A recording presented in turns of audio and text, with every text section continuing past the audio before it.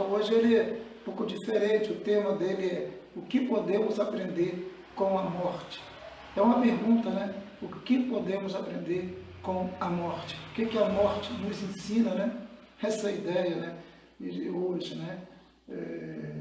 Então nós vamos ler a palavra de Deus, Filipenses, capítulo 1, versos 21 ao 24. Filipenses, capítulo 1, verso 21 ao 24. Depois nós vamos ler Hebreus, capítulo 9, versos 27 e 28, tá bom? O que podemos, devocional 51, o que podemos aprender com a morte, tá? Diz assim o texto bíblico, Filipenses 1, 21 ao 24. Portanto, para mim, o viver é Cristo e o morrer é lucro. Entretanto, se o viver na carne traz fruto para o meu trabalho, já não sei o que hei de escolher. Ora, de um e de outro lado, estou constrangido, tendo o desejo de partir e estar com Cristo, o que é incomparavelmente melhor. Mas por vossa causa é mais necessário permanecer na carne. Paulo está aqui nesse texto, ele está colocando que o viver é lucro. Viver é lucro, né? Claro. Aliás, ele diz aqui, porquanto para mim o viver é Cristo. Desculpe aí. O viver é Cristo. E ele diz, e o morrer é lucro. É isso que ele falou, né? E o morrer é lucro. Então, o viver para ele é Cristo e o morrer é lucro. Ou seja, na verdade também é Cristo. Vivendo ou morrendo é Cristo, né? Não tem uma mudança para o salvo, para o cristão, para o Filho de Deus, para o Filho de Jesus Cristo. Não há mudança alguma, tá? Entretanto, ele diz, né? Se o viver na carne traz fruto para o meu trabalho, já não sei o que hei de escolher. Ou seja, se ele continuar vivendo, vai trazer fruto, ele vai produzir fruto, né? Fruto, bons frutos, né? Abençoando pessoas. Então ele está dizendo que ele já não está em dúvida do que ele deve escolher, do que ele deve querer, partir ou ficar, tá? Então ele diz no verso 23, estou em Filipenses, capítulo 1, verso agora 23. Ora, se de um e outro lado estou constrangido, tendo o desejo de partir e estar com Cristo, o que é incomparavelmente melhor. Quer dizer, ele está constrangido, está realmente na dúvida, porque ele tem o desejo de partir, estar com Cristo, né, viver com Cristo. Mas, por outro lado também, né, ele fica preocupado, porque ele pode produzir, ele pode ajudar pessoas aqui, enquanto ele viver. E para ele, partir para Cristo é incomparavelmente melhor. E essa é uma verdade, né? Partir para Cristo é incomparavelmente melhor do que ficar aqui. Mas há muitos cristãos que têm medo, até por desconhecer, ainda que conheça biblicamente, mas não conhecer, digamos, nenhuma pessoa foi lá no paraíso, né? Foi ao céu, raríssimas pessoas tiveram experiências, né, assim com Deus. Então, Deus abençoe aí, Elilza, bom dia, Maria Helena, bom dia aí, o pessoal. Pouquíssimas pessoas tiveram essa experiência de realmente dar uma olhada no céu. Já tiveram pessoas que tiveram esse privilégio, né? Existiram pessoas que tiveram esse privilégio de dar uma olhada no céu, de ter uma visão de algo realmente muito claro. Então, essas pessoas já têm alguma ideia, né? Mais assim, digamos, não apenas a questão teórica, como a Bíblia diz, mas algo assim, de certa forma prático, no sentido de ter esse tipo de experiência espiritual sobrenatural. Fora isso, o cristão ele tem medo, ele tem receio, sei lá, talvez não medo, mas receio de partir, de estar, de morrer, porque realmente ele diz aqui, Paulo diz que é incomparavelmente melhor partir, é incomparavelmente melhor. Não que eu tenha que apressar isso, ou não que você tenha que apressar isso, jamais, claro que não, em hipótese alguma, né? Pelo contrário, a gente deve viver aqui da melhor maneira possível. Mas Paulo está dizendo que é incomparavelmente melhor. Mas acontece que o cristão, qual o objetivo dele ficar, dele permanecer aqui? É o mesmo objetivo que Paulo colocou, para abençoar pessoas, para ajudar pessoas, para produzir frutos para Deus. Porque é isso que ele diz. O verso 24 aqui diz: mas por vossa causa é mais necessário permanecer na carne. Ou seja, por causa digamos, da igreja, né, de Filipos, né, por causa da igreja lá, por causa dos filipenses, né, dos servos, dos crentes, dos cristãos lá. E ele quer dizer isso dando um exemplo, mas ele está falando da igreja de Cristo que ele servia, né, na terra. Por causa dessas pessoas, por causa dos outros cristãos, era bom que ele ficasse, era necessário que ele ficasse, porque ficando ele iria abençoar pessoas. Essa é a ideia. Paulo ficando na terra, ele iria abençoar pessoas. Então, qual é o objetivo meu de permanecer aqui? Ou o seu de permanecer aqui?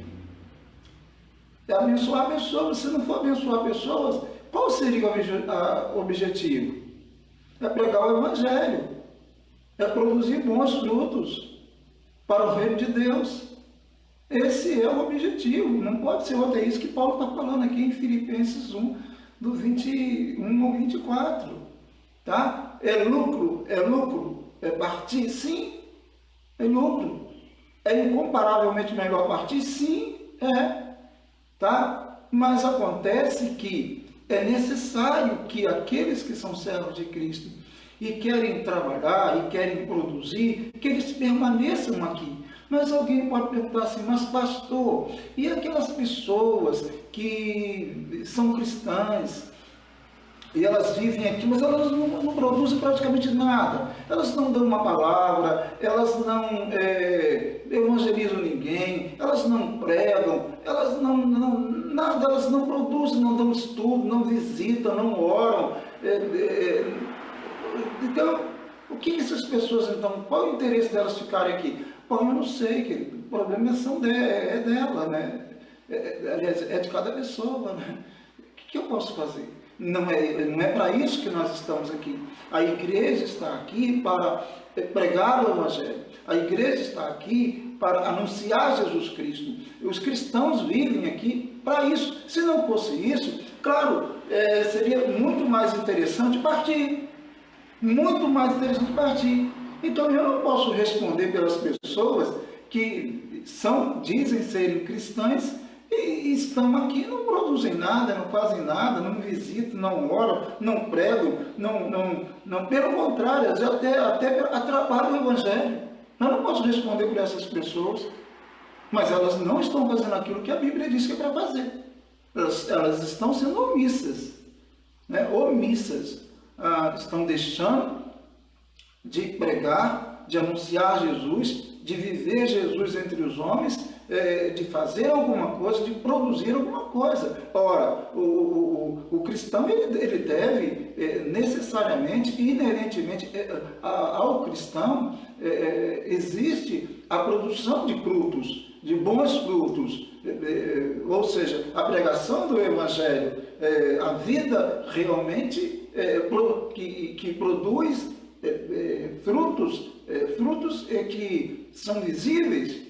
Então, as pessoas olham para o cristão e ele vê um pregador, ele vê alguém que testemunha de Cristo, ele vê alguém que está preocupado com a vida dele ou dela, né? Então a pessoa olha para o cristão e ele fala assim, poxa, ali está um cristão. Eu posso não concordar com as suas pregações, mas eu, sinceridade, eu sou obrigado a concordar de que aquele cristão, está fazendo a obra de Deus, está pregando o Evangelho, está anunciando Jesus Cristo. Então, isso daqui é o tempo que temos aqui. O que aprendemos, o que podemos aprender com a morte? É o tema da nossa palavra nesta manhã. O que podemos aprender? Né? Que todo mundo aqui vai passar. Que a vida é importante. Aprendemos com a morte que a vida é importante. Aprendemos com a morte que a vida do cristão é uma vida que deve ser uma vida de produção no reino de Deus. Por que eu estou aqui? Eu poderia estar na cama chorando mais um dia pela morte do meu pai. Mas por que eu estou aqui? Porque eu acho que eu devo produzir, eu não posso parar. O meu pai já está na glória, mas eu não posso parar. Eu tenho que continuar, eu tenho que avançar, eu preciso avançar. Então é isso, que todos nós compreendamos, entendamos isso. Tá? Então o que podemos aprender com a morte?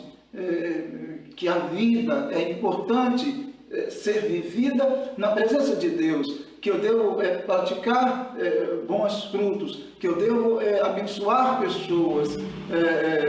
É isso daí, tá, meus amados? É isso daí. Bom, o Hebreus 9, bom dia, Alexandre Rangel, Deus abençoe. O verso 9, ele diz, o capítulo 9 de Hebreus, verso 27 e 28, diz assim, e assim como aos homens está ordenado a morrerem uma só vez, vindo depois disso o juízo. Então o autor aos Hebreus, ele diz, assim como aos homens está ordenado a morrerem uma só vez, vindo depois disso o juízo. Quer dizer, o homem morre só uma vez, né? Não são duas, né? Morre só uma vez, depois disso vem o juízo. Tá? Toda doutrina que ensine algo diferente disso está errado, né? O homem ele está ordenado a morrer uma vez, depois vem o juízo. Depois o verso 28 de Hebreus 9 diz assim, assim também Cristo, tendo se oferecido uma vez para sempre, para tirar os pecados de muitos, aparecerá segunda vez, sem pecado, aos que o aguardam para a salvação. Então o homem está ordenado a morrer uma vez só, depois vem o juízo. Cristo veio aqui, Cristo padeceu, ele morreu e ele está agora à destra do trono de Deus, e depois ele vem para reinar, né, aqui na terra. É isso daí, tá? Então há essa lógica que o autor coloca. Vivemos aqui e claro, todos nós morreremos. Quem não morrerá? Quem, meu Deus, não morrerá? Todos nós morreremos, todos nós passaremos. Isso faz parte da vida cristã. Então, isso nós aprendemos, que todos nós aprendemos com a morte, que todos nós morreremos. Morreremos uma vez só. É isso aí. Depois nós nos apresentaremos, aqueles que forem salvos, que forem cristãos verdadeiros, genuínos, eles ressuscitarão e eles reinarão com Cristo. É isso daí. Bom, eu tenho um devocional que eu escrevi já tem um tempo, e eu vou ler esse devocional até pensando em tudo que aconteceu de quinta-feira para cá, como acho que todo mundo sabe, né, que meu pai faleceu, então, quinta-feira, então eu pensei nesse devocional que já está escrito, né, já estava escrito, e a maneira até de prestar uma homenagem a ele e ao meu pai, né. Então vamos lá, diz assim, o que podemos aprender com a morte? Ela nos ensina o simples e o óbvio, que todos nós morreremos e que nada levaremos desta terra. Pronto, a morte, o que podemos aprender com a morte? Que todos nós morreremos. E nada levaremos desse mundo, nada levaremos da terra, nada. Aprendemos isso com a morte. Nenhum corpo sem vida pode abraçar conscientemente sequer uma moeda ou se embelezar em frente ao espelho por horas e horas.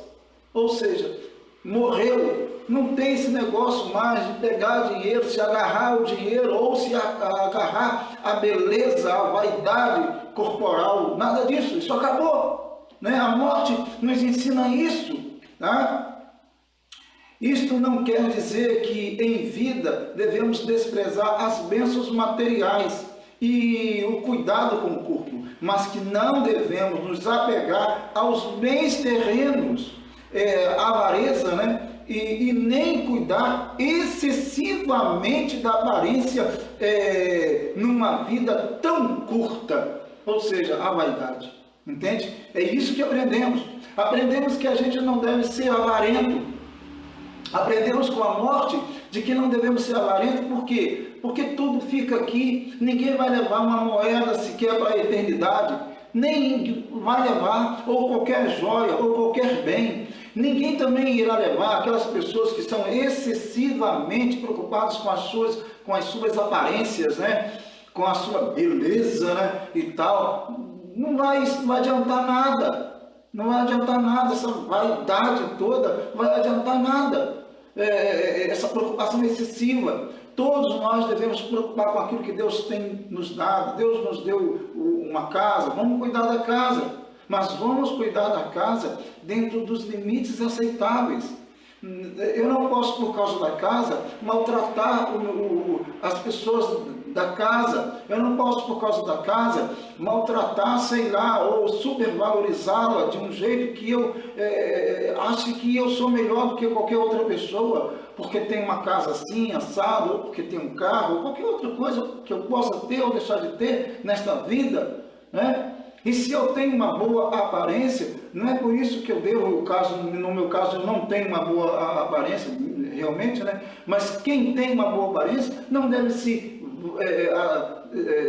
vai descer com isso, achar melhor ou mais bonito, ou cuidar da sua aparência corporal excessivamente, aquela preocupação com o cabelo, aquela preocupação com o corpo, né? Bombar o corpo, aquela coisa toda, coisa excessiva. A gente tem que cuidar, mas não nada que passe dos limites. Eu tenho que entender o limite. Tem gente que amaldiçoa, por exemplo, o corpo que tem, reclama do cabelo que tem, reclama de tanta coisa, em vez de agradecer a Deus pela vida, agradecer a Deus por aquilo que Deus tem dado, enquanto está aqui nesta terra, louvar o Senhor, porque o mais importante da vida não são os bens materiais. O mais importante da vida não é a minha aparência física, né? Nada aquilo que é aparente, nada que é visível é o mais importante na vida. O mais importante na vida, e nós aprendemos isso com a morte, porque quando a morte chega de alguém da nossa família, ou quando nós mesmos já estamos prestes a partir, nós aprendemos que a vida é importante, que a vida espiritual é importante, valorizar Deus na vida, isso sim é importante, e isso sim adentrará o céu. E por isso a gente deve produzir no reino de Deus, né? Então o que aprendemos com a morte? Aprendemos com a morte o quê? Que todos nós morremos. Aprendemos com a morte que tudo que temos, muito ou pouco, ficará aqui. Isso não é o mais importante da minha vida. Aprendemos com a morte isso. Aprendemos com a morte que toda a aparência, toda a beleza corporal, a minha preocupação corporal, ela não é nada, não vai adiantar nada. Quando morreu, acabou isso tudo. Então eu devo cuidar das coisas, mas não excessivamente, não com ansiedade, isso daí, não com desequilíbrio, né? Descontrole, maltratando muitas vezes as pessoas, ou pisando em cima dos outros, né? E essas coisas. Então o que aprendemos? Tudo isso com a morte. A morte nos ensina a viver. Incrível, né? Parece um paradoxo, mas e o é de certa forma. A morte nos ensina a viver, né? Aprendemos que mais cedo ou mais tarde o espírito voltará para o Criador e o corpo descerá à sepultura. Aprendemos, sim, mais cedo ou mais tarde. Não sei, o meu pai faleceu com 86 anos, 87 anos de fato, né, o real dele, 87 anos que meu pai, Deus o deu nesta terra.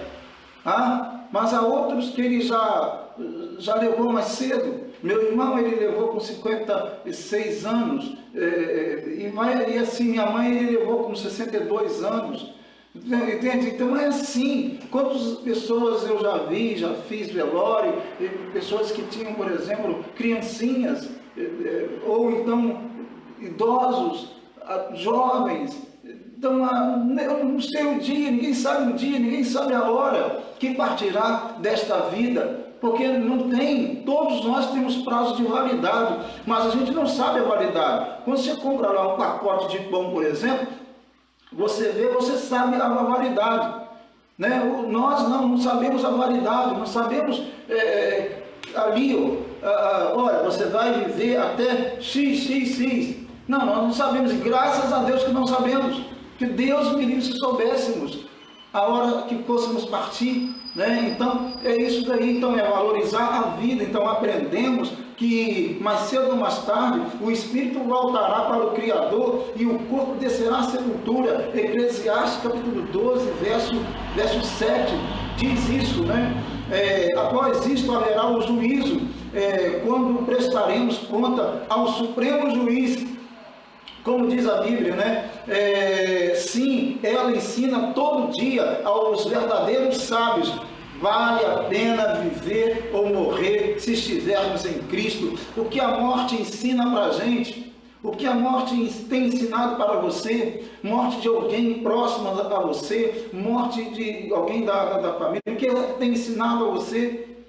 O que ela pode ensinar? A morte deve ensinar-me a viver melhor aqui, a viver melhor com os meus irmãos e amigos, familiares, a viver melhor. Hoje nós estamos aí, o tema no mundo, o jornal, você até fica meio, se não tomar cuidado, até depressivo. Você vai ver um jornal, morte, loucura. Está uma loucura esse mundo, como nunca esteve, é uma loucura isso, né? Esse vírus aí e tal, e as pessoas estão focadas nisso, né? Por razões, então muitas vezes só nisso daí, então não é fácil. Mas o que a morte ensina? Então ela nos ensina isso daí, a brevidade da vida, que um dia morreremos, que nada levaremos daqui, desse mundo, nada levaremos deste mundo. Então devemos aprender a viver, e viver da melhor maneira possível, sabendo que mais cedo ou mais tarde nós iremos também. Eu irei, você irá, todos nós iremos, mais cedo ou mais tarde, e devemos nos preparar para isso, vivendo uma vida na presença de Deus, produzindo no reino de Deus, né?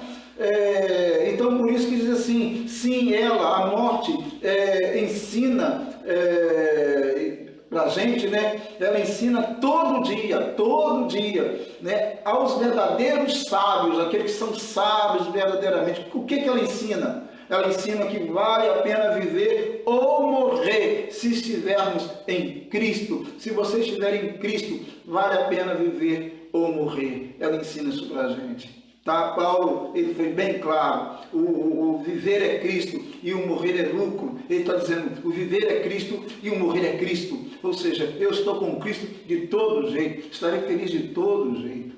Tá?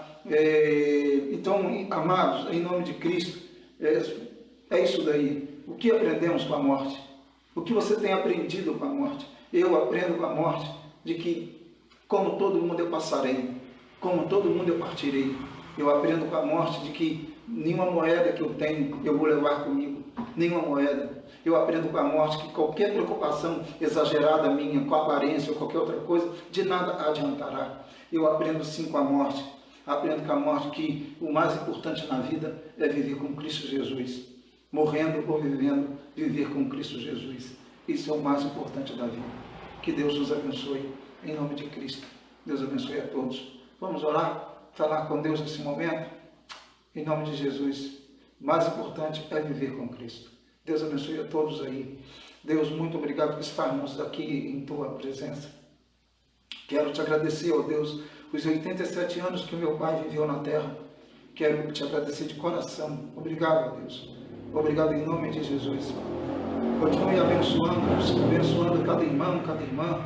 Que entendamos, ó Deus, que devemos produzir no Teu reino, valorizar a vida, realmente, ó Deus, produzir no Teu reino.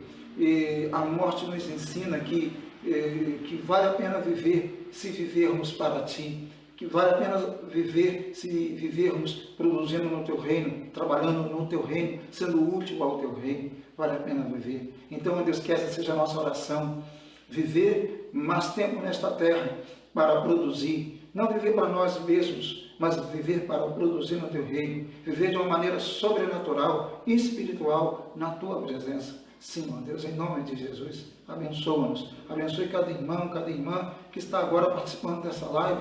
Tome em Tuas mãos, Senhor, que todos nós aprendamos com a morte, porque a morte realmente ela está aí para nos ensinar que devemos viver na Tua presença, que devemos viver realmente na Tua presença. Deus abençoe, ó Deus, o Brasil no momento que vive, a questão política. Deus, tome em Tuas mãos, dissipe o mal, em nome de Jesus. Abençoe também, ó Deus, o Brasil nessas questões, ó Deus, do coronavírus. Deus, nos ajude que fazer cessar esse mal de sobre a terra, em nome de Cristo. Tu és poderoso para fazê-lo. Eu coloco o Brasil em Tuas mãos, repreenda o mal sobre nossas vidas, sobre nossas famílias, em nome de Cristo. Abençoe a Tua igreja na face da terra. Deus, seja conosco, em nome de Jesus. Louvado seja o Teu nome, em nome de Cristo. Amém e amém. Amém. Meu amado, minha amada, obrigado. Amanhã, 9 da manhã, estaremos aqui. Na verdade, eu vou estar na página da Primeira Igreja Batista, lá transmitindo live, né, um estudo, né? E se Deus quiser, domingo à noite, amanhã, 20 horas, nós estaremos aqui nessa página,